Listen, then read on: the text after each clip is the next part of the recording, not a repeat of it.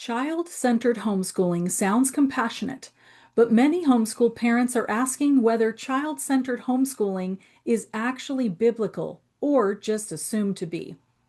Before we evaluate child-centered homeschooling, we need to define it clearly. Child-centered education places the child's interest, preferences, pace, and feelings at the center of the learning process. The child largely determines what is learned, when it is learned, and how it is learned. The role of the parent shifts from teacher and authority to facilitator and guide. Structure becomes flexible, correction is minimized, discomfort is treated as a sign that something is wrong. This approach did not originate in Scripture. It comes from modern educational philosophy and psychology, where the child is viewed as the primary authority over his or her own learning. Once we understand what child-centered education is, the real issue becomes clear. Every philosophy of education has a center.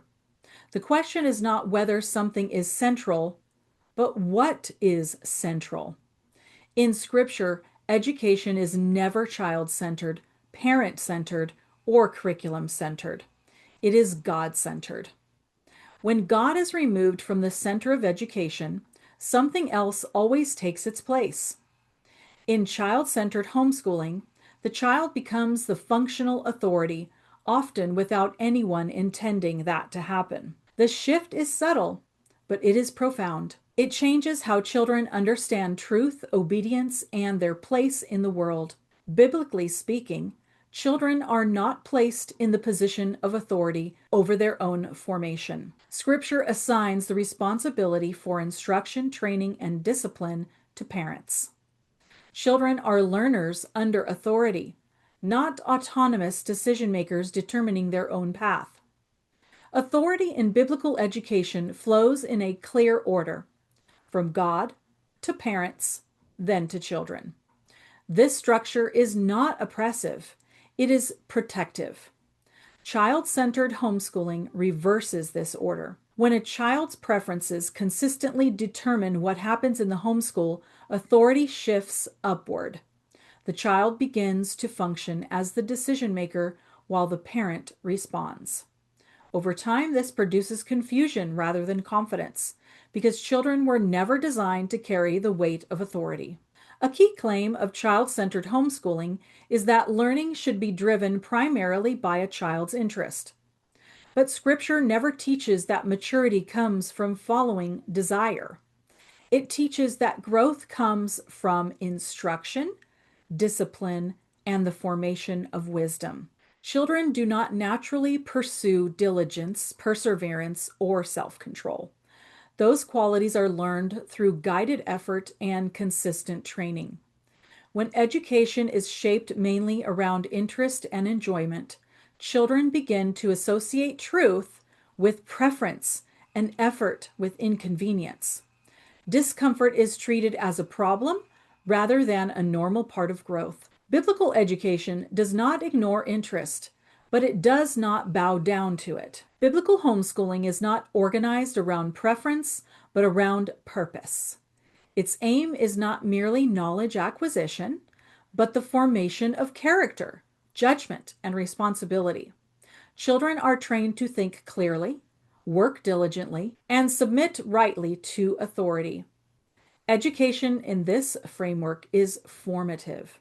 It shapes habits, disciplines the will, and orders the mind toward what is true and good. This does not mean that education is harsh or joyless.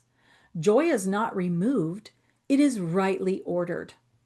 Children flourish with expectations that are clear, authority that is stable, and learning that is anchored to a purpose beyond themselves. Rejecting child-centered education does not mean embracing harshness or control. Biblical homeschooling is not authoritarian, rigid, or dismissed of a child's individuality. Children are not interchangeable, and Scripture recognizes differences in temperament, ability, and calling. But individuality is not the same as autonomy. Biblical education honors individuality with God's order, not apart from it. Parents lead, children follow, and both operate under God's authority. When individuality is detached from order, it no longer produces freedom.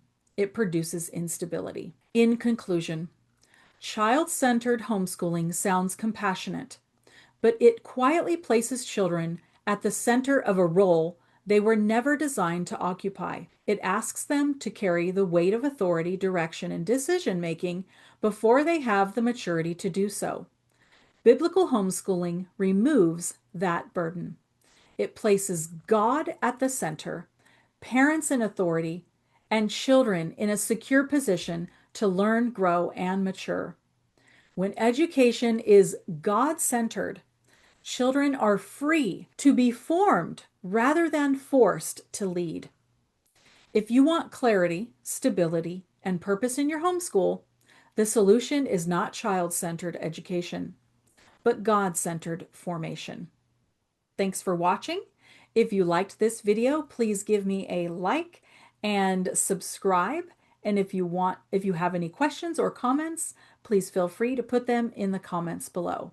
More details about biblical homeschooling or the principal to teacher, you can visit my website or click in the description below. Thanks for watching again. I'll see you in the next video. Bye.